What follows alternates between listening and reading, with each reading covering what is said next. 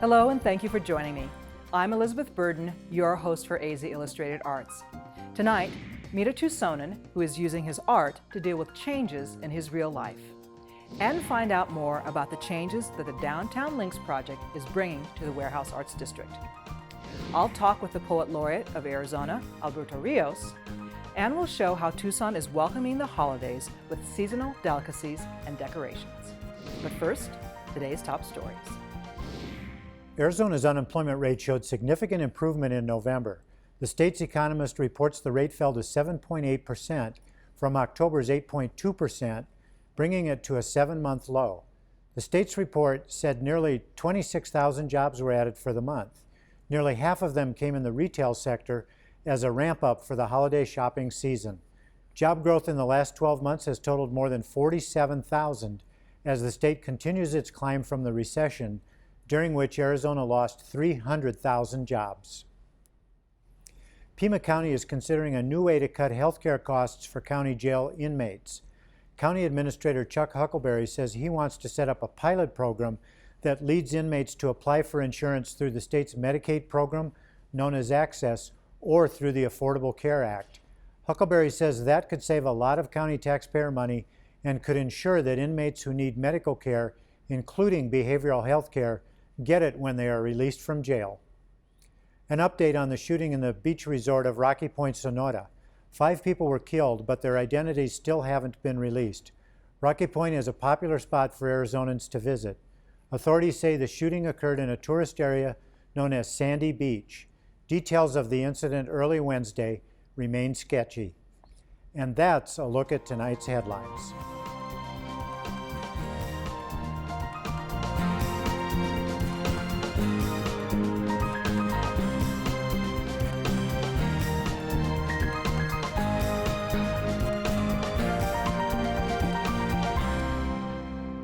For almost 30 years, the Matt Bevel Institute has been a fixture in the downtown Tucson arts community. First, Luis Carreon will tell us about the next chapter in the story of this unique theater and museum. Then, Mark McLemore talks with 2 guests about the wider changes that are coming to the historic Warehouse Arts District. Meet Ned Shaper. He's an artist who lives and works in the downtown Warehouse District. He can often be spotted riding his bike through his neighborhood, a mixed-use area that he says has grown increasingly gentrified as Tucson's urban core is revitalized. It was a unique situation because people found out that these warehouses were here and sitting here, so that's why this arts district basically grew up, because we occupied these warehouses. So it was a blessing. And I've always felt it was a blessing that the road was coming, but then there was a stall, and that gave us time to create this thing, this place. Shaper says the area is where he and other artists have been able to create an ecosystem of creativity and ingenuity. My name is Ned Shaper, aka Matt Bevel. We're at the Matt Bevel Institute, downtown Tucson. Also the Museum of Kinetic Art and Bevel Butterfly Company. Duck, Americana duck, yeah. Shaper is a kinetic sculptor and performance artist. He says his work is sometimes difficult to describe. It's kinetic, it's made from found objects, it's theater, and he says it's largely made possible by the fact that he's been able to live and work in this warehouse.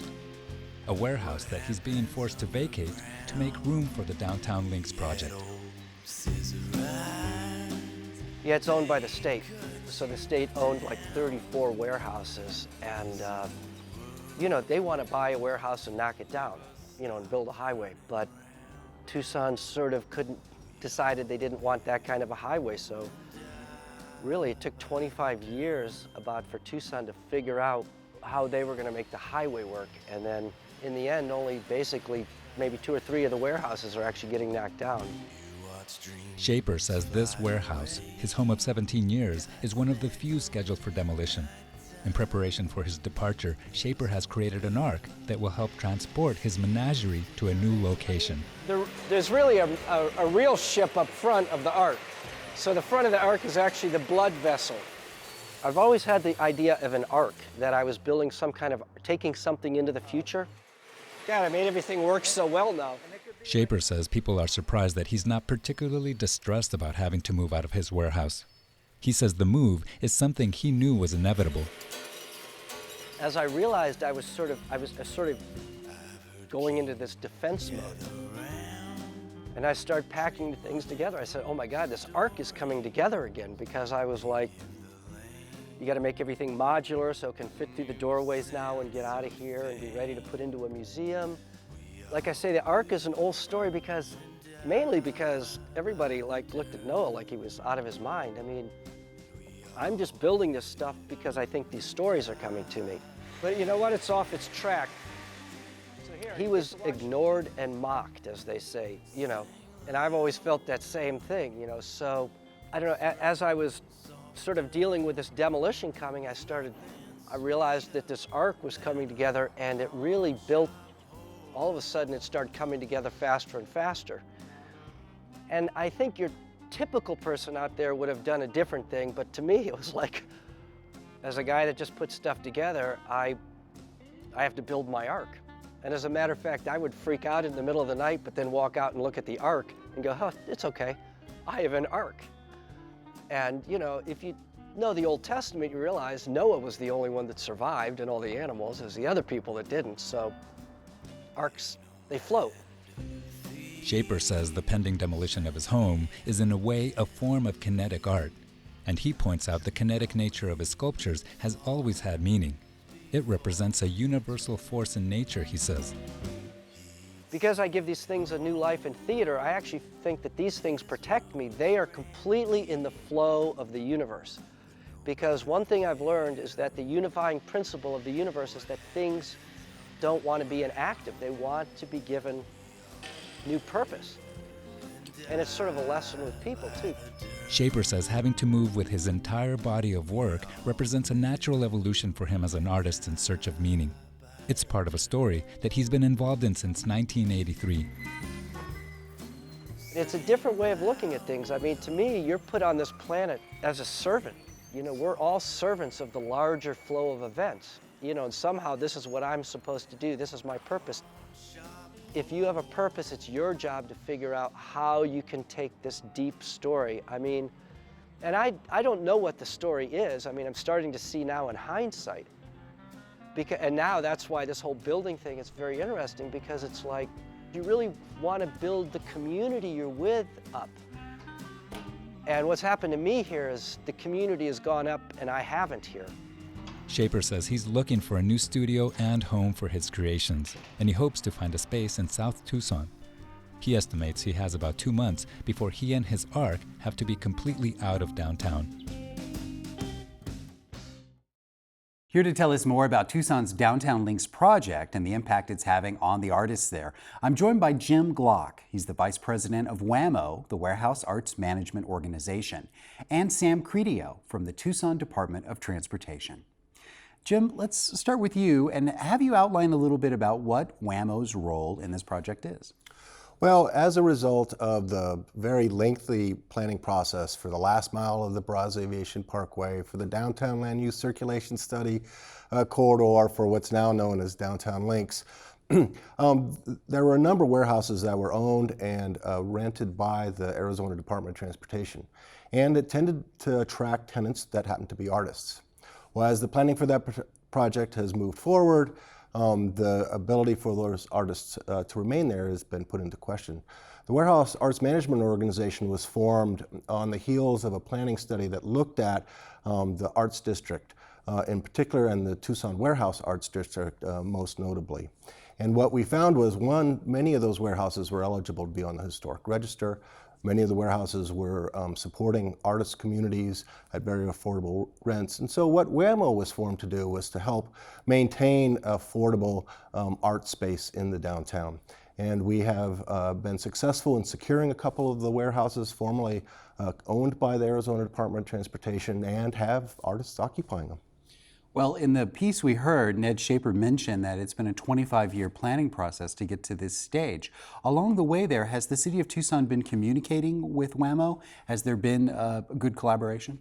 I think there has been. Clearly, the city has supported WAMO in its acquisition of the properties that it does control, which is the Steinfeld Warehouse most notably, and I believe 191 East Tool Boulevard as well.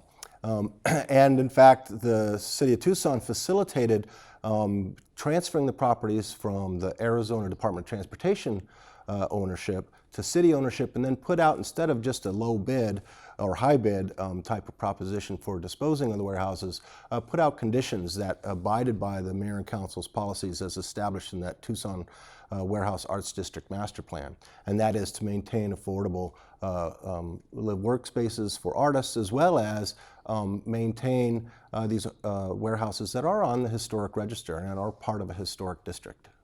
Well, Sam, explain to us your involvement in the project. Well, I am the project manager responsible for design and construction of the project. Currently, I'm managing the St. Mary's portion, which is under construction, and I'm also overseeing the design efforts that are going on for phase 3 of the project, which is the one we're here to talk about today. And as you move into phase 3, what are some of the biggest challenges that you feel are facing your construction team? Well, obviously real estate is something that's very important. We have roughly 15 properties we have to acquire, as well as the 6 ADOT properties that we're going to require some work. So that's a very important process because there's some relocations involved, and those can take sometimes anywhere from 18 months to 2 years. Some of the other challenges we're facing is the coordination with Union Pacific Railroad. As you know, we're building an underpass where currently exists an at-grade crossing. So there's extensive coordination with UP, and those are really our 2 critical paths right now for this project. Well, after 25 years of planning, how firm would you say the timetable is now that you're working under? I can tell you now we have a very firm timetable. We are currently at 75% design level, and we're looking at having the plans wrapped up by early 2015. With going to construction in fiscal year 16, which will be late 15, early 16. And I can tell you that we are fully supportive of moving this project ahead, and that's the direction we're going in. Well, Jim, is there a particular reason why Ned Shaper was asked to vacate the Bevel Institute now? Well, I think as Sam was pointing out, that 2-year time frame for that relocations can take was something they were taking into account, because they certainly don't want to have buildings occupied when they have a contractor on board and steam shovels ready to go to work. So, and as you saw in the clip, Ned's kind of been bracing himself and is actually using it, I think, to his creative benefit to be able to move on. So I don't think it's unreasonable that the city is asking for him to start gathering his art together at this point in time. What WAMO would like to do is help help Ned find other warehouse space that he can utilize. Right now, though much of the warehouse space is either controlled by private interests or is controlled by WAMO, or is slated to be demolished as part of the last mile or the downtown links corridor. What I do foresee, though, is that there will be remnant properties, there will be vacated streets, there will be opportunities, I think, to hopefully develop some other artist space in the years to come. And so that planning effort is something that WAMO has been working on internally and is looking forward to having a dialogue with the city in the near term to see what can be done to maintain, again, that mayor and council adopted policy as articulated in the Arts District, Warehouse Arts District Master Plan. Ned showed a pretty positive attitude about the change, as you said, even using it as a creative springboard. Is that representative of the kind of attitudes that WAMO is hearing from the other artists? Oh no, it was really, I think, contentious in years back. I mean, the artists enjoyed some very, very affordable rents. The city was put in an awkward position in that it was the state fire marshal who was actually responsibility for the safety of the building and the tenants within it, and yet there were the reports that the city's fire chief was hearing about the conditions within there. So there was a lot of tension that existed for some time between the artists and the city, and I think much of that is behind us, but the Warehouse Arts Management Organization did have to step in and help play a role to facilitate that conversation and get us to where we are today. Hearing Jim talk about the work that's gone into this since you've come into the project, what would you say are the top priorities on your desk? Top priorities on my desk are, well, one, keep the project moving. Keep the plans moving forward. We never want to get into a position where we're at a stalemate and we're just sitting around waiting. We always want to keep that positive momentum. So that's really important. I think the other element is the public element. We have a very active Citizens Advisory Committee, and so we want to stay engaged with them. We want to keep those open lines of communication going, because that's how we keep the positive momentum that we do have. And so those are really my important aspects of this project right now. Well, Has there been, oh, go ahead, Jim, please.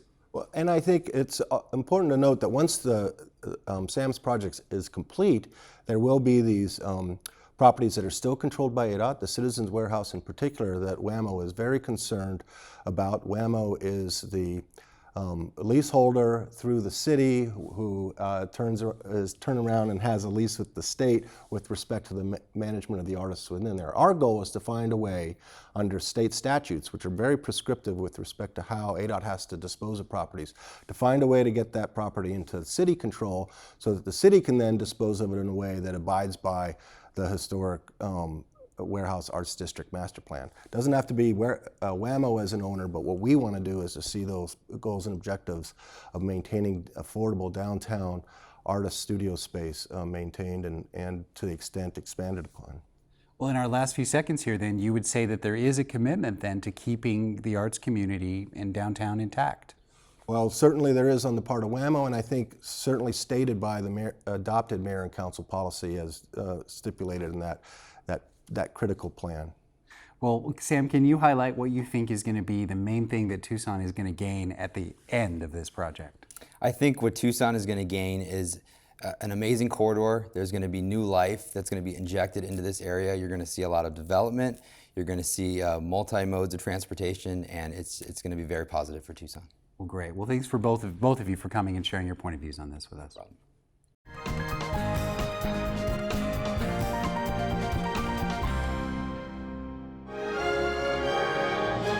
I'm Judy Woodruff. On the next News Hour, the latest news, analysis, and in-depth reporting you've come to expect from our team. That's Thursday on the PBS News Hour. The weekend before Christmas, 1913, a new kind of puzzle appeared in the paper, which the editor of a Sunday supplement in the New York World called a word cross. It was in the shape of a hollow diamond. NPR's own puzzle master Will Short says this was the first crossword, and he should know. I'm David Green, 100 years of crossword puzzles on the next morning edition from NPR News.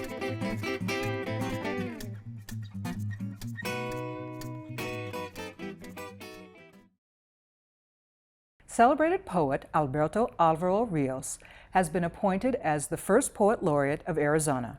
An award-winning author of books of poetry and short stories, he is also a Regents Professor at Arizona State University. Thank you so much for joining me today. It's a real pleasure. What do you think the poet laureate contributes to the cultural landscape of a state? Oh, wouldn't we like to answer that with some certainty? It's a curious thing. Poet laureate has yet to be defined, I think, in this state. We know the phrase, and the phrase has a little bit of magic attached to it, but we don't know quite what that magic is. Well, what do you hope to accomplish then? Well, one of the funny things is I hope to leverage this for the good of everybody. I know that when I used to go somewhere and visit, this has already happened. I go somewhere and visit, great, it's a nice visit. But now if I go and visit, and you're the poet laureate coming, suddenly all of this, all these shenanigans happen, all this electricity. And I think that's probably good for everybody, that you get to say good and important things in that process is the bonus. And that's what I really hope to be able to do. I want to be able to exchange stereotype for substance. Why do you think you were chosen for this position? Well, I've been doing this work, I think, all my professional life, and before that I was living the life I now talk about. So that I think I come from a background that is open to the imagination, open to ideas, open to languages, to cultures, all of that being resonant and ultimately finding itself in poems and stories and everything else that I think is artistic that I do. All of that comes to life in a way through me that I hope is ultimately different. Every artist wants to be an individual and have an individual vision. I hope that's what mine is. Do you think it's significant that the first Arizona Poet Laureate is from Arizona? Is that an expectation that the person will be from the state, native born? I can't speak for the group that chose, but for me personally as a professional artist here in the state, I think it was a critical idea that somebody representing this state speak for the state before somebody else chimes in on that. We've had a lot of people, it's no mystery and this is not a strange thing to say, a lot of people talk about Arizona, but not a lot of people from Arizona get that same lectern. And I think that gives me an opportunity to say some things, having lived here and having created here, that are going to be different from what we hear in the newspapers. Such as? Such as, I think when I think about public art, for example, I think public art should move you from where you're standing to what you're thinking. And by that I mean it should evoke a conversation with the place you're in. And not everybody can do this. So that when I say, for example, I have a public art project around a lake in Tempe, and one of the tiles says, to visit the river quickly, cut an onion. And what that means, it suddenly connects you physically to this water. And I think if I can start to find the Arizona things, and water is one of them, that speak to the landscape in a way that engages us with it, I will have brought a lot to the mix. Well, it seems to be a pretty expansive view of poet laureate, because you're talking about visual art combined with literature, and so it's not just reading from the book, it's beyond that. Why do you think that is so? Why is that important? I think that's where poetry comes from. I think I think, for example, when I, as a poet, look for inspiration to write a poem, I don't go to a book of poems. That's where the poetry is. I go elsewhere. I need to find it where it isn't. And so when I talk about it, I try to point out to every audience I speak to that it is inherently everywhere and anywhere, and that it's our job to see it, to hear it, to taste it, to know that it's there. And if I can do that, which is well beyond a book, well beyond the metrics of a sonnet, I will have done something, I think, very important. Are there themes that you return to over and over again in your work? I do. I grew up in Nogales, and it is my home of the imagination. And I think I come back there all the time, at least with regard to having a starting point. Childhood, I write a lot about childhood. I write a lot about my childhood, but in a way that I think is ultimately universal. But I had a big mix of cultures and languages and foods and everything else in my childhood. And that's, I think, a big thing to bring forth. Alberto Àlvaro Rios, thank you so much. It's been a pleasure.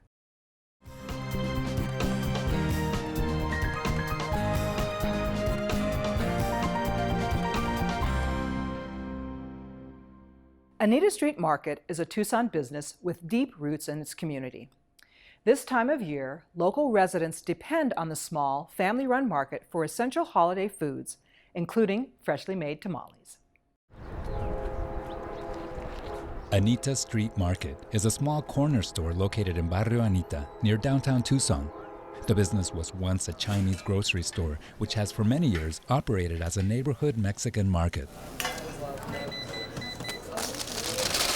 On any given day, you'll find customers lining up for freshly made burros, combination plates with beans and rice, daily specials, and freshly made tortillas. This time of year, between Thanksgiving and the New Year, tamales take a particularly prominent role in the culinary lineup at Anita Street. Somebody makes the masa for me and just come and do the tamales. Maria Martinez is in charge of using the masa, which is fresh corn milled to a paste, to make tamales on this day. She says all the ingredients are prepped ahead of time when she comes in for her shift, during which she'll make more than 20 dozen red chile tamales. I'm looking at the size of the hojas. If they're too small, then they're no good. Maria says she grew up making tamales with her family during the holidays. She says the first step is developing a feel for how thickly to spread the masa on the corn husks. It's the same process. It doesn't change. That's why I know how to make them.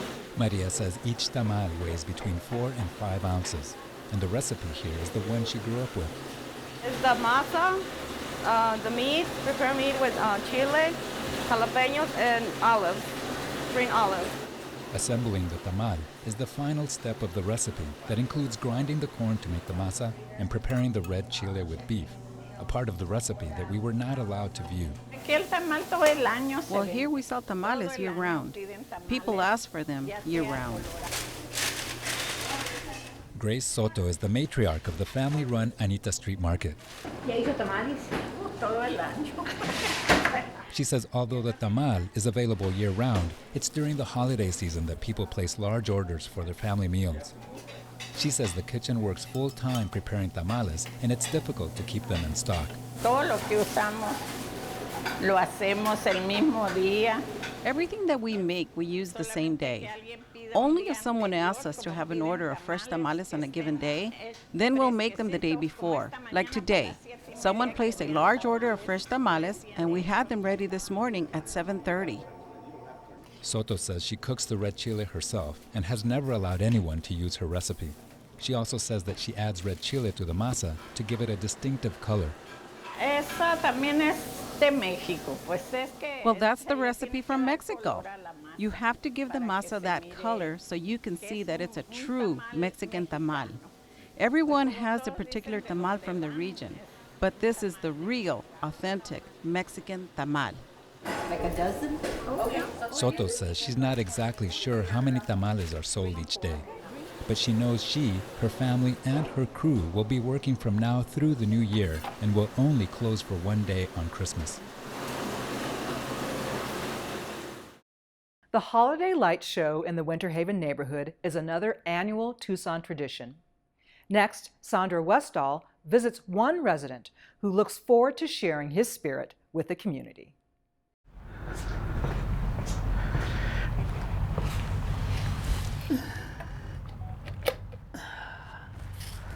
Okay. I got probably between 20 and 25,000 lights on this house right now. It's a lot of work, probably 40 to 45 man hours. When I first started doing this, I was 6 years old. And I'll tell you, the trees were a lot smaller.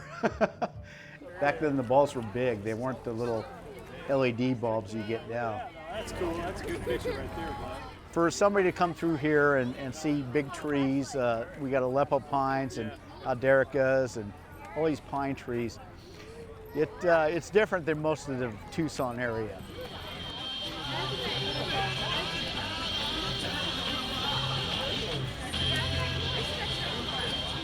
I look forward to this every year.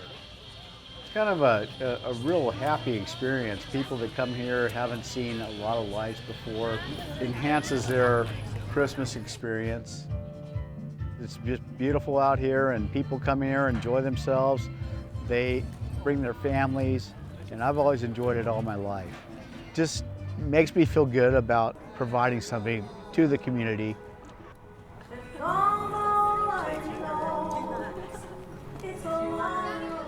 I don't know, I have a feeling it keeps going. Overall, more lights, I think. We need more lights.